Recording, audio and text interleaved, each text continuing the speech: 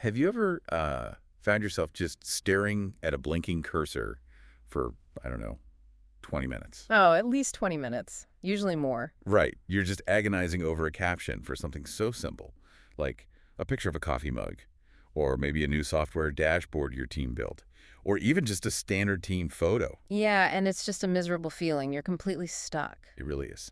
And so eventually you cave, right? You open up ChatGPT or Claude or whatever AI tool you're using these days. You drop in the image or the basic idea, and you type something like, write a nice, engaging caption for this. Yep, the classic make it engaging prompt. Exactly. And what it spits back is always, almost without fail, some variation of, in today's fast-paced digital world, Okay. accompanied by like 4 random The emojis. rocket ship, the fire, the little pointing finger. Always the rocket ship. It's so frustrating. Yeah. But if you actually stop and think about it, we're basically stepping out of our front door, flagging down a taxi, getting into the back seat, and tell the driver, just drive me somewhere nice. Which, I mean, is a guaranteed way to run up a massive meter and just end up driving in circles. Right. The driver has literally no idea what nice means to you. Do you want a park? Are you looking for a restaurant, a museum? You didn't give a destination. You just assumed they could read your mind. Exactly. And yet, this is exactly the operational standard for how most people handle their social media copy right now. Whether they are, seasoned agency marketers or just small business owners who are already wearing 50 different hats. They just ask a generative AI model for engagement, or they ask it to just be creative. And then they act surprised when their reach completely flatlines and their business isn't actually growing. And honestly, that right there is the entire mission for today's deep dive. We are completely dismantling this pervasive idea that a social media caption is just a creative exercise. Yeah, it's not an art project. No, it's not. We're going to stop treating it like this weird afterthought that you frantically type out on your phone right before hitting publish. Thank goodness. Instead, for all of you listening, whether you're a marketer or just insanely curious about digital influence, we are exploring a rigorous goal-first framework. We're talking about how to turn those 2 or 3 paragraphs of text into precision-engineered conversion copy. And to do this properly, we are pulling heavily from a really brilliant framework developed by Frank Heidenreich. Right, from the Whoop Social blog. Exactly. He's the chief marketing officer at Whoop Social. And I think it's important to establish right away that this isn't just, academic theory from someone who read a few marketing books. Right, this is battle-tested. Highly battle-tested. This is built on over 14 years of hands-on experience. He's scaled organic social strategies across 14 different countries. Wow, 14. Yeah, and for over 230 companies, not to mention collaborating with upwards of 300 influencers. So this methodology is built from the ground up to solve the exact problem you just mentioned. Which is how to actually leverage AI to go from a rough concept to a publish-ready caption in minutes. Yeah. Without sounding like a generic robot. Exactly. And why treating your captions like a strict science is the actual secret to compounded reach. Okay, so I want to start right with the hardest pill to swallow in this entire framework. Because honestly, it made me a little defensive the first time I read it. I know exactly which part you're talking about. You probably do. No. The core directive here from the source material is, quote, more engagement isn't a finish line. It's a tough thing for marketers to hear. It really is. Because, wait, hold on. Isn't engagement the entire point of social media? Like, if I get 1,000 likes on a post, my boss is happy, my client is happy, my own dopamine receptors are firing on all cylinders. How on earth is engagement not the finish line? I get the defensiveness, I really do. But it's because engagement is an aggregate vanity metric. It doesn't actually map to a specific business outcome. Okay, unpack that for me. Well, let's look at the mechanical reality of how platform algorithms actually function today. They do not treat all interactions equally, not even close. Right. A like is literally the lowest friction action a user can take. It takes a fraction of a second to double tap a screen, and the algorithm knows this. So it values it less. Way less. So while it gives a tiny little bump to the post, it doesn't dramatically alter the post's trajectory. If you build a caption just to get likes, which usually happens by being broadly relatable or just mildly entertaining, you are essentially gathering a massive audience of passive scrollers. Okay, but a massive audience is still a massive audience, right? If 100,000 people see my post, isn't that building brand awareness? It's fleeting awareness. It's people who will forget your name the second they scroll past. If your goal is to actually move the needle for a business, you have to engineer the post for specific high-friction Get a behaviors. destination for the taxi. Exactly. The framework dictates that every single caption must be designed for one and only one primary outcome. You have to decide before you write a single word. Am I going for comments, saves, clicks, DMs, or a direct purchase? So I have to pick my destination before I get in the cab. I can't just say, take me to engagement. I have to say, take me to Save Avenue. That is the perfect way to look at it. But how do I know which one to pick? Like, does it really matter that much if I ask for a comment versus a save? It matters immensely because the platforms reward those behaviors entirely differently, and they serve completely different functions for your marketing funnel. Let's break down the actual mechanics of it. Yeah, let's get into the weeds here. Okay, so if you engineer a caption specifically to get saves or shares, you are doing something very specific to the algorithm.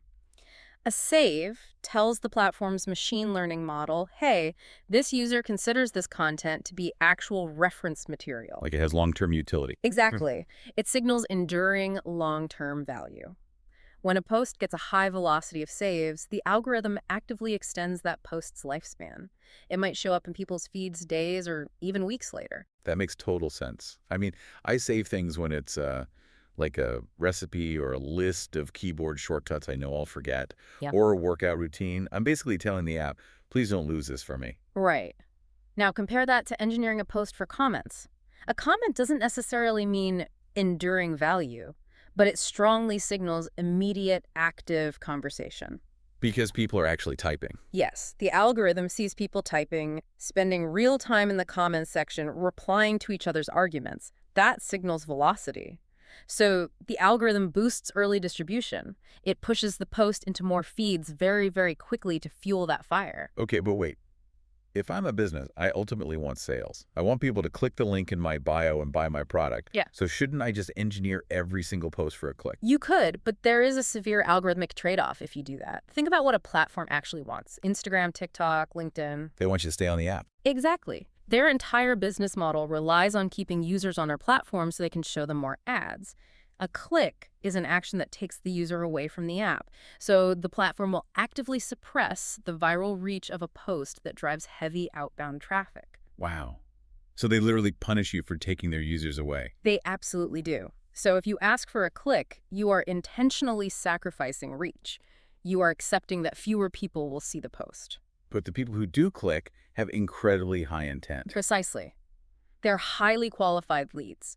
And this is exactly why you can't just ask AI for engagement. You have to balance your content calendar. Some posts are designed for saves to build your audience size. Some are designed for clicks to harvest that audience. You have to connect the specific outcome to the stage of the marketing funnel you're targeting. Okay, let's talk about those funnel stages then. Because the source material draws a very hard line between talking to a cold audience versus a warm audience. It's a critical distinction. So if I'm scrolling TikTok and a video pops up from a brand I've literally never heard of in my life, that's a cold audience interaction. Yes. And for a cold audience, the cognitive friction is incredibly high. They don't know who you are, they don't trust you, and frankly, they do not care about your brand story yet. Ouch, but true. So the caption needs immediate, aggressive relevance. It must instantly answer two very specific questions in the user's brain. What is the specific problem here, and is this for me?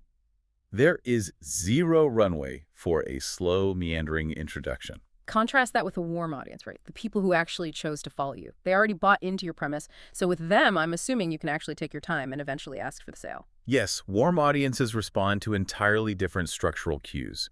Because the baseline of trust is already established, they actually have the patience for deeper details. They want empirical evidence, case studies, and hard, direct calls to action. Right. But here is where most marketers, especially when they start using AI, completely derail the whole process. The framework introduces a strict constraint called the rule of one. The rule of one. Okay, what is that? For any single post, you must target one single problem and convey one single idea. Okay, I have to stop you there because as a business owner, that feels like I'm leaving money on the table. Most people feel that way at first. Right. Because if I'm paying for ad spend or if I just spent like 3 hours filming a video about my new software, my software saves time and it saves money and it integrates with Slack, why on earth would I only talk about one of those things? Shouldn't I list all my benefits to cast the widest net possible? It feels logical to do that, I agree, but it completely violates how human attention actually works. And more importantly for this deep dive, it completely breaks the generative AI models we use to write the copy. Break it how? Let's look at the psychology first. It's pure cognitive overload. If you throw 3 tennis balls at me simultaneously, my brain panics.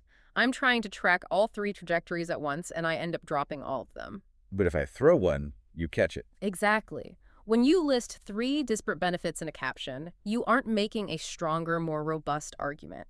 You are actually diluting the urgency of the first problem just to make room for the second one. I see. So if I'm mildly annoyed about wasting time at work and mildly annoyed about wasting money, neither of those annoyances is acute enough to make me actually stop scrolling. Precisely. You need to hit one nerve hard.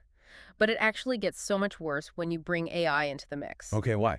This is a known mechanical weakness of large language models, and Frank Heidenreich noted this explicitly in his testing. If you go to ChatGPT and prompt it with, hey, write a caption about our software, mention that it saves time, reduces costs, and integrates with Slack, the AI does not write a brilliantly persuasive 3-pronged argument. Let me guess. It writes a generic, boring listicle. Worse, it mathematically averages out the importance of the tokens. Wait, what does that mean? So an LLM works by predicting the most statistically likely next word, right? When you give it competing priorities, time, money, integrations, it flattens the emotional resonance of the text to accommodate all of those constraints evenly. Oh, wow. It waters down the pain points. The resulting text is fundamentally unsharp. It becomes this internet average word salad like, boost your productivity and save money seamlessly with our new robust integration. Which means absolutely nothing to anyone. It's just corporate noise. Exactly. The net impact becomes 0. You've averaged out your own value proposition. Okay, so that is a massive operational shift. We have to pick one destination, let's say saves. We have to pick one audience cold.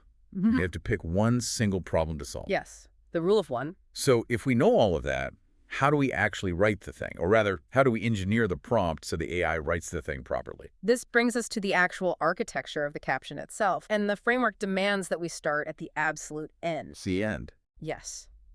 You must pick and write the call to action, the CTA, before you generate a single word of the actual post. Which is completely backward to how every human being is taught to write in school. You write your introduction to hook them, your body paragraphs to explain your conclusion, and then at the very, very end, you slap on link in bio or what do you think? Let me know below. And that workflow right there is exactly why most captions fail to convert.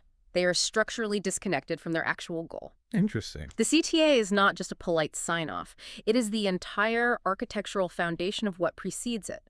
The body of the text has to rigorously justify the specific action you are going to ask for at the end. If you don't know what you're asking for until the end, your body text will be completely aimless. Okay, let's make this highly practical for everyone listening. The framework provides specific mappings for these CTAs. If my goal is to get comments, what does the architecture of my CTA actually need to look like? If the destination is comments, the CTA must be a question. But it cannot be an open-ended philosophical question. It requires an opinion, and it requires an incredibly easy, low-friction response. You are not asking your audience to write a dissertation in the comments section. Right, so I shouldn't ask something like, what are your comprehensive thoughts on the macroeconomic impact of AI on digital marketing strategies? Exactly. Nobody is typing that out on a tiny phone keyboard while they're waiting in line for a coffee. They'll just keep scrolling. Yes. Instead, you ask, are you using AI for your captions yet? Yes or no? Or option A or option B, which visual hook do you prefer? You have to reduce the cognitive friction to near 0. Make it stupidly easy to reply. Okay, what if my goal is saves? We talked about how saves signal enduring value to the algorithm. What's the architecture there? If the CTA is going to be save this for later, then the architecture of the body text is mathematically predetermined. It absolutely must contain a checklist type reward or a dense step-by-step framework. Because people don't save generic advice. Right. People do not save inspirational quotes or vague marketing copy. They save reference materials. If you don't build a checklist or a hard framework into the body, asking for a save at the end is completely useless. They have no reason to save it. Let's do direct messages, because DMs are huge right now, especially for driving automated sales funnels on platforms like Instagram. DMs are incredibly powerful. If the CTA is a DM, you must give them a hyper-specific purpose to message you, and this is key. You must give them the exact word to use. Like a trigger word. Exactly. You don't say, message me if you want to know more. You say, DM me the word roadmap, and my system will automatically send you the PDF. You remove all the guesswork. They don't have to think about how to start a conversation with you. And finally, the holy grail for marketers. The link in bio click. The highest friction action of all. Because it is the highest friction action, and because we know the platform suppresses it, the CTA requires a very specific, overwhelming promise. A promise that makes leaving the platform feel entirely worthwhile. So click the link in my bio isn't enough anymore. Not even close. You have to say something like, click the link in my bio to see the exact copy-paste script that generated a 40% open rate for us yesterday. The promise of the reward has to heavily outweigh the friction of the click. I want to read the exact prompt structure Frank uses for a small business post, because seeing this all put together was a total light bulb moment for me. Yeah, let's look at the actual inputs. Okay, so let's say we are a marketing agency and we're targeting small local businesses. The inputs for the AI prompt are goal equals saves, stage equals cold audience. The single pain point is wasting money on ads that do not convert. Okay, very specific. A single idea is one fix you can apply today, and the CTA is save this. Stop right there and just look at what those inputs do to an AI model. You are no longer giving the LLM a blank canvas to just hallucinate generic marketing speak. You're boxing it in. You've effectively built a hyper-constrained cage for the AI. Because of those specific parameters, the AI is mechanically forced to output a tight mini framework. It literally has no choice. It has to start with the problem of wasted ad spend because we told it to hook a cold audience with that pain point. It has to deliver the one actionable fix in a list format because we demanded saves, and it has to end with that specific call to action. Exactly. There is zero room for the AI to wander off into its favorite intro in today's fast-paced digital landscape. It has to follow the architecture you laid out. And this fundamentally changes the workflow of a social media manager. It really does. You aren't staring at a blank page anymore. Right. You are no longer acting as a struggling writer trying to summon inspiration. You are acting as a strategic director. You're operating a machine, turning very specific dials to achieve a very specific business output. That idea of turning dials Yeah. perfectly bridges us into what is probably the most misunderstood part of using generative AI. Oh, the voice versus tone issue. Yes. Every time I try to get an AI to write something, I type something in the prompt like, make this sound witty, professional, and friendly. Which is what everyone does. And every single time I read the output, and I immediately know a robot wrote it. It sounds like this weird, overly enthusiastic customer service bot trying to be my best friend.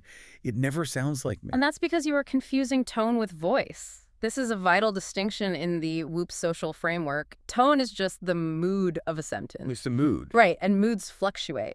You can write a post with a highly excited tone today because you're launching a product, and a deeply serious tone tomorrow because you're addressing a service outage. Sure. But voice is the operating system. It is the underlying, unchangeable architecture of your brand's actual personality. So when I ask ChatGPT to be witty, I'm just asking for a mood, but I haven't actually given it a personality to base that mood on. Exactly. Think of the AI as an incredibly skilled Meryl Streep-level actor. Okay, I like that. If you put that master actor on a stage and just yell from the audience, be witty, without giving them a script, without a character backstory, without any motivation, what are they going to do? They're just going to do a generic bit. They are going to fall back on the most generic, universally accepted tropes of wit. And that's exactly what the AI does. It scans its massive data set for text tagged as witty and averages it all out. Ah, the averaging out again? Yep. The result is internet average language that makes your brand completely indistinguishable from your competitors. But practically speaking, how do I actually fix that? I Yeah. mean, I don't have the time or the budget to hire a fancy branding agency to write a 100-page brand manual just so I can generate a decent Instagram caption on a random Tuesday. The good news is you don't need a 100-page manual. The framework condenses this entire concept into what we can call the 5 dials. The 5 dials. Right, you set these 5 parameters once, and they become the prompt architecture that governs every single piece of text you ever generate from then on. Okay, I want to build one of these right now. Let's walk through the dials. Let's do it. Give me a hypothetical business to work with. Okay, let's say I own a local, independent, high-end coffee roastery. We care a lot about ethical sourcing. We absolutely refuse to do sugary blended drinks. And we are a bit as snobby about espresso, but, in a friendly, approachable way. Perfect setup. So dial number one is your perspective. This is the core stance or worldview your brand always operates from. Okay. For your coffee shop, your perspective parameter in the AI prompt might be, we believe coffee should be tasted, not just consumed blindly for caffeine, and we believe heavy syrups hide bad roasting. Oh, I really like that. Yeah. It immediately gives the AI an actual opinion. It's not just coffee is good and wakes you up. It is a defined stance in the market. Exactly. Now, dial number two is favored words. These are the specific vocabulary terms you want your brand to own in the mind of your consumer. Just words we use a lot. Right, because through the mere exposure effect, if you repeat these words constantly across all your content, people naturally start associating them with you. So for your roastery, what are your favorite words? Probably words like single origin, small batch extraction, unmasked, maybe craft. Perfect. You program the AI to actively weave those specific terms into the copy whenever possible. Got it. Now, dial number three, and this honestly might be the most important one for avoiding that robotic AI feel, is forbidden words. Words it's literally not allowed to use. Yes. What words completely erode your authority as a high-end, serious roaster? Oh, easy. Delicious. Yummy. Morning fuel. And definitely game changer. Honestly, if I see the word game changer in a coffee post, I want to throw my phone across the room. Game changer is the ultimate red flag of unedited AI copy. And do you know why the AI loves it so much? Why? Because in the training data, which consists of millions and millions of marketing blogs and press releases, the phrase game changer is statistically adjacent to almost any product announcement. That makes so much sense. By explicitly listing forbidding words in your prompt, you instantly elevate the sophistication of the output. You literally force the AI to dig deeper and find better, more descriptive adjectives because you blocked its favorite crutches. That is such a simple but massive hack. Just explicitly tell it what it's not allowed to say. Okay, so that's 3. What's dial 4? Dial 4 is directness. Directness. How do you present information? Do you couch your statements in soft language like, you might want to consider trying our new roast if you have some time? Or are you highly declarative? This is the best Ethiopian roast we have ever sourced, period. For our high-end shop, we'd probably want high directness. Yeah. We are the experts. We should act like it. Exactly. Set directness to high. And the final dial, dial 5. Let me guess. Humor. Close, it's hype level. A hype level. As the framework humorously puts it, this is drawing a boundary so you don't sound like a desperate 2016 Facebook ad. Oh, wow. Lots of emojis and capital letters. Yes. You have to explicitly calibrate how much exclamation and capitalization is acceptable for your brand. For a luxury or high-end brand like your roastery, the hype level should be set very low. Right, luxury doesn't scream. Exactly. You lean into calm, factual assertions. You let the quality of the product speak, rather than using 5 exclamation marks to simulate excitement. Okay, so I take these 5 dials, my perspective, my favorite words, my forbidden words, my directness, and my hype level, and I feed that entire block into the AI as the foundational prompt before I ever ask it to write a specific caption. Yes. And the psychological power of doing this is immense. When you are a small business competing against massive corporate budgets, consistency builds trust way faster than variety. That's a great point. If your voice fluctuates wildly depending on what mood you were in when you wrote the AI prompt that morning, the audience subconsciously feels that instability. It feels disjointed.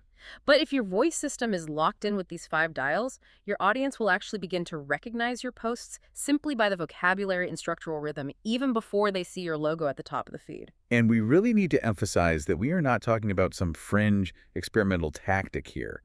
This level of AI systematization is happening right now at massive scale. There's data from the Creator IQ 2024-2025 report showing that 91% of brands are currently using AI for creator marketing. And 45% of brands are using AI specifically for generating short-form content in 2024. It's the new standard. Almost half of the entire market is automating this workflow. If you are still just typing "make it witty" into ChatGPT, you're genuinely bringing a butter knife to a gunfight. You really are. The baseline standard for what constitutes acceptable copy has been raised permanently. Which brings us to the execution phase. Right. We have our destination, the CTA. We have our AI constrained in a cage with our 5-dial brand voice.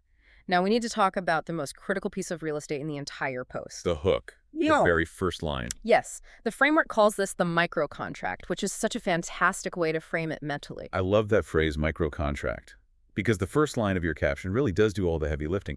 Its only job, literally its sole purpose for existing in the universe, is to earn the second line of attention from the reader. It is a rapid negotiation. Exactly.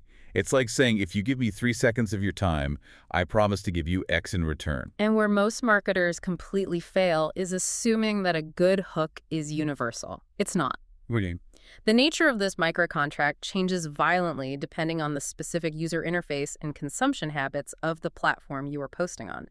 You absolutely cannot copy-paste the exact same hook across Instagram, TikTok, and LinkedIn and expect it to work on all three. Okay, let's break down those platform nuances, because this is where the theory really hits the pavement. Let's start with Instagram. On Instagram, you are dealing with a very specific UI constraint. You only have roughly the first 125 characters of text visible before the caption is hidden behind that little gray More button. Right, the dreaded More button. So the entire architectural goal of an Instagram hook is singular. Get the user to physically tap more. Why is that specific tap so important? Is it just so they read the rest of your brilliant copy? It's way deeper than that. When a user stops scrolling and physically taps the screen to expand the text, that sends a massive algorithmic signal to Instagram. A positive signal. A huge one. It logs that as an active engagement event. It dramatically increases the user's time spent on that specific piece of media, which is the platform's strongest signal of relevance. If they don't tap more, the algorithm just assumes the post was scrolled past and ignores it. Okay, so Instagram is entirely about forcing that expansion tab. How does TikTok differ? TikTok is an entirely different neurological environment for the user. They are consuming the video while they are scrolling. The visual and audio inputs are completely dominating their sensory processing. So reading is secondary. Exactly. This means the processing time they dedicate to reading any text on the screen is under 1 second. There is zero time for a clever, slow burn setup. The hook needs brutal, absolute clarity instantly. Wow, under a second. Yeah. And then we have LinkedIn, which feels like the exact opposite of TikTok's environment. LinkedIn is a feed of text-heavy posts consumed by people who are actively in a professional, career-oriented mindset. They are scrolling, specifically looking for industry insights or networking opportunities. So they're willing to read more. Yes, but the hook there needs to establish immediate stakes. Meaning, why does this matter to my job or my business today? And it needs to take a firm stance to stop the scroll. Let's look at the concrete examples the framework gives us, because I think it perfectly illustrates these differences. Let's look at Instagram first, where we need that more tap. The example in the text is, I stopped trying to write longer captions and started writing stronger first lines, and my saves doubled in 2 weeks. Look at the mechanics of that one sentence. It fits perfectly within the 125 characters. Yep. It promises a highly specific outcome, saves doubling. And it teases a counterintuitive method stopping writing longer captions. It creates an irresistible curiosity gap. You literally have to tap more to find out how they actually did it. Now let's look at the LinkedIn example from the source. Most small businesses do content backwards, and it costs them leads. Here's the fix I use. That is perfect for the platform. It establishes high stakes immediately, costs them leads. That terrifies any business owner scrolling LinkedIn. Right. It hits a pain point. And it takes a contrarian stance. Most businesses do it backwards. It signals authority and immediately promises a professional fix. And for TikTok's brutal, under 1 second clarity. The example hook is, 3 lines that got my local service business more DMs this week. You read that and your brain instantly categorizes exactly what the rest of the video will be. 3 lines, more DMs. It is a pure, unadulterated value proposition delivered in just 12 words. Zero fluff. So how do we actually write these different hooks consistently? Does the AI just naturally know how to do this if we ask? The AI definitely needs to be guided. It will default to boring hooks if you let it. The framework categorizes 5 distinct hook architectures that marketers should actively cycle through to prevent their feed from getting stale. Let's walk through those 5, because this is basically the ultimate toolkit. Let's do it. Number 1 is the curiosity gap. We just discussed this with the Instagram example. It relies heavily on the Zeigarnik effect. Remind us what that is. It's a psychological principle that people remember uncompleted or interrupted tasks way better than completed ones. A curiosity gap gives you the result, but actively withholds the mechanism, creating a mental itch that you simply have to scratch by reading more. Ah, okay. Number 2 is the contrarian take. This matches the LinkedIn example we read. You state a widely accepted industry belief, and you publicly, loudly disagree with it. Right, like everyone says you need to post daily to grow. They are completely wrong. Number 3 is PAS. Problem, agitate, solve. This is a classic old-school copywriting formula. A classic for a reason. You articulate a hyper-specific problem right up front. Are your Facebook ads burning cash without generating any clicks? Then you agitate the pain, make it hurt a little. Then you offer your solution. Number 4 is the specific outcome hook. This is where you leverage hard, undeniable data, like how we increased our email open rate by 42% in just 30 days. Numbers naturally stop the scroll because they imply empirical truth, not just someone's opinion. Right. And the 5th one is the pattern interrupt. This is where you intentionally disrupt the conventional language or visual expectations of the platform. You start with something genuinely weird or jarring, like, "Stop buying our coffee." Which jolts the brain completely out of its passive scrolling rhythm. Okay, so we have these 5 types. But the absolute golden rule here is to choose just one hook type per post. Do not mix them. What happens if I do? If you try to combine, say, a contrarian take with a curiosity gap in the exact same sentence, the cognitive load becomes way too heavy, the syntax gets convoluted, and the reader just gives up and scrolls past. But I want to talk about the danger zone here, because this is where I see AI content fail constantly in the wild. It's the classic bait and switch. Oh, yes. Because honestly, automated tools are actually pretty good at generating hooks. They understand the formulas we just talked about. But what happens after the hook? This is where the whole thing collapses. You write a killer first line, the reader taps more, they commit their attention to you, and the body of the AI-generated caption completely abandons the specific promise of the hook and falls right back into generic, fluffy wisdom. Yes. It drives me crazy. You click on a hook that says, "How I doubled my revenue in 30 days," and the caption just says something like, "It's important to leverage synergies and maintain a positive mindset in today's fast-paced digital ecosystem." I feel completely cheated. You do feel cheated, and neurologically speaking, you are actively training your audience to ignore you in the future. You broke the micro-contract. Right. I promised them a specific outcome and gave them a lecture. If you do this twice, the user will literally never tap more on your posts again, no matter how good your future hooks are. The framework is explicit about how to fix this. The body of the caption must deliver tight, immediate proof. It has to back up the claim. It absolutely must fulfill the exact interest that was piqued in that first line. So what does that proof actually look like in practice, if it's not fluffy wisdom? Proof is undeniable substance. It could be rapid-fire statistics. It could be a highly concrete, real-world anecdote. It could be a very specific mini list of actionable steps, or a hard before and after metric. It cannot be philosophical musings. It has to be the meat of the argument. Which brings us to the reality check of this entire process. We've got the framework, we've set our voice dials, we know our hooks, we finally hit generate. And here is where we enter the editing room. Because the source framework gives us a very, very sobering statistic here.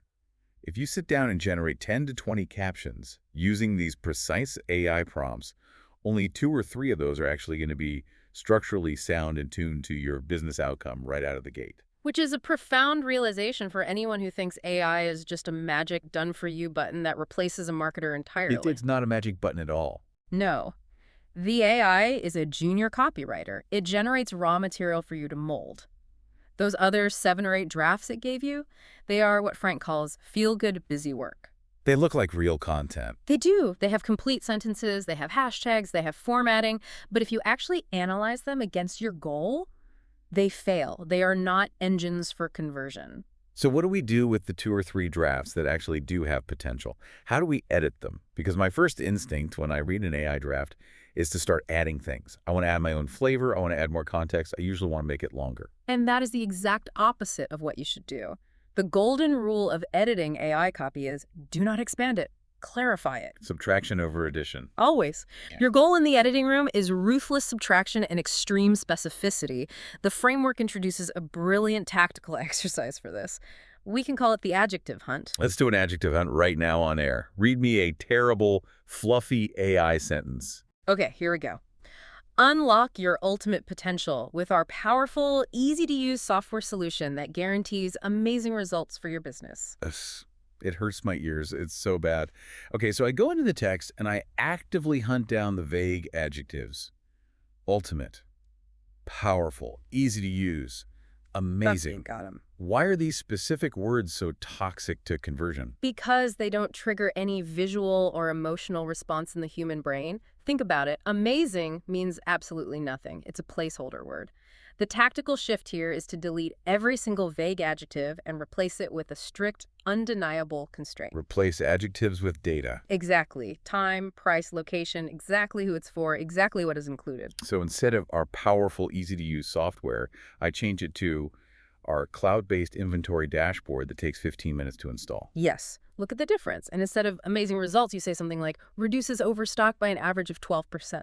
Look at what happens psychologically when you make that swap. It becomes real. Concrete constraints lower decision friction.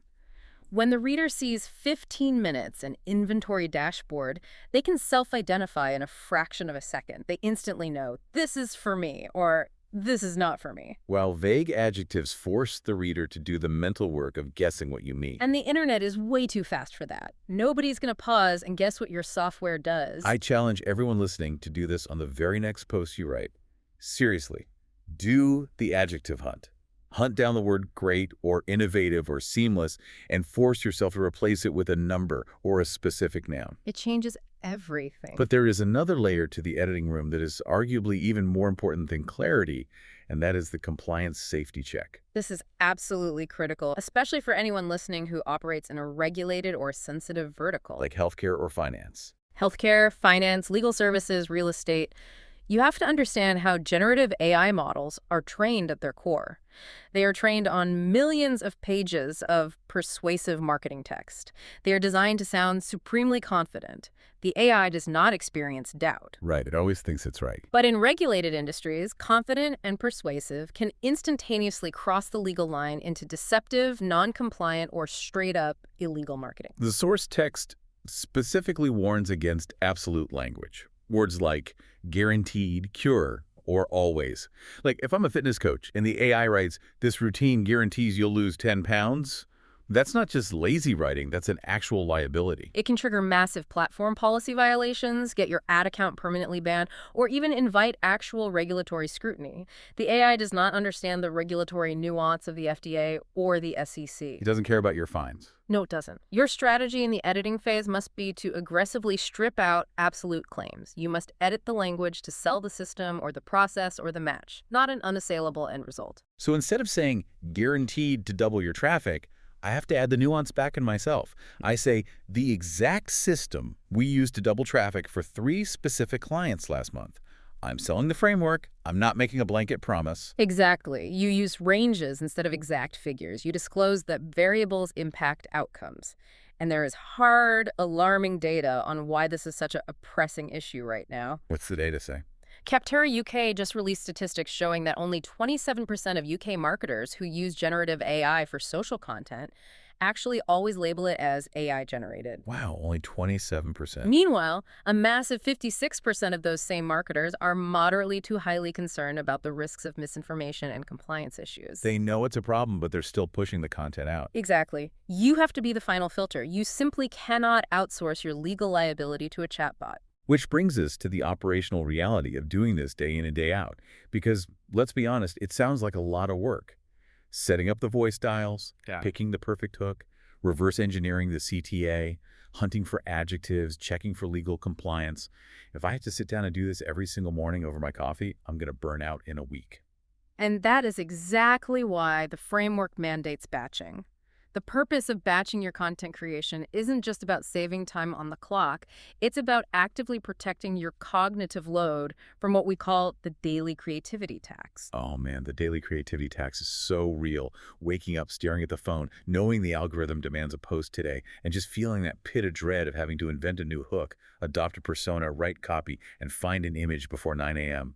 It is exhausting. And when you are exhausted, what inevitably happens? You default to generic, low-effort outputs. Every time. You write, "Happy Monday, let's crush our goals," and post a stock picture of a keyboard. By sitting down once a week or even once a month to generate captions for an entire calendar, you only have to load the context into your brain and into the AI one time. You set up the machine once. You set your 5 dials for your voice once. You decide your funnel stages for the month once. And using an end-to-end platform like Whoop Social actually allows you to enforce that language alignment across weeks of content automatically without reinventing decisions daily. So as I'm sitting there batching my 30 posts for the month and I'm editing them down, what is the ultimate litmus test?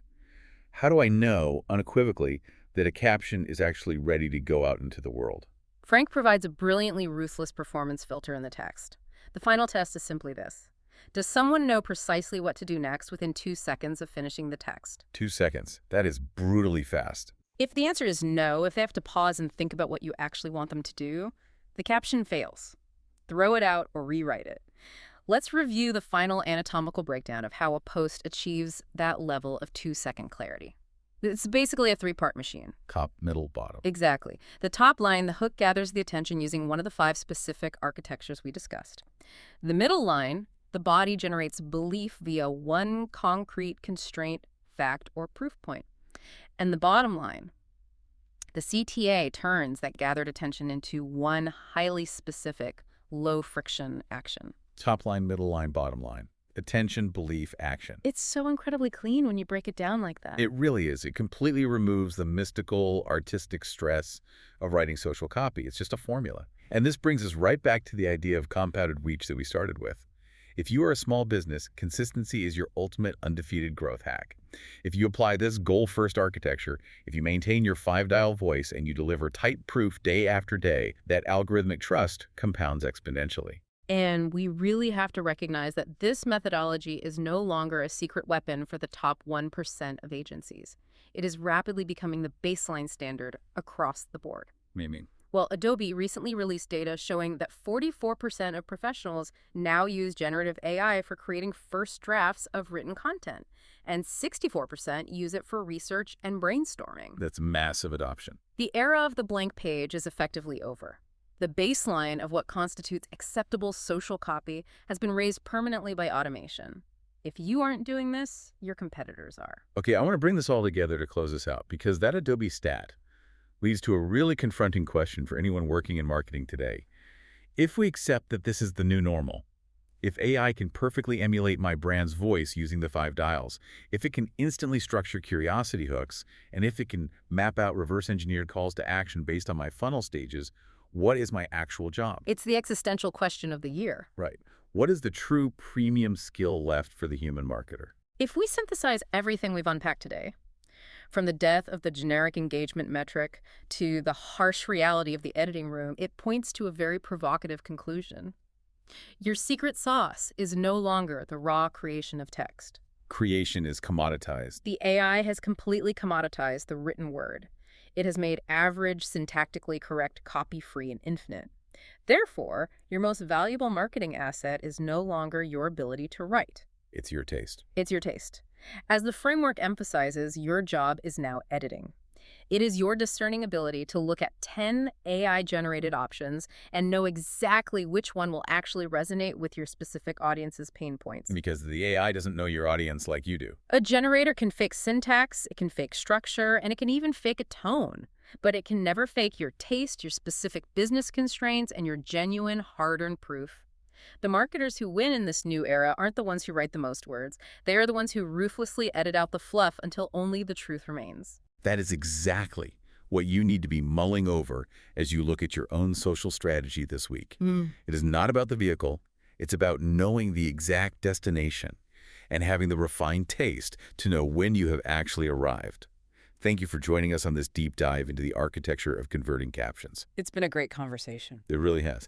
Take these tools, the rule of one, the adjective hunt, the 2-second test, and apply them to the very next piece of content you create. And the next time you jump into that metaphorical taxi with an AI, make sure you have the exact coordinates ready.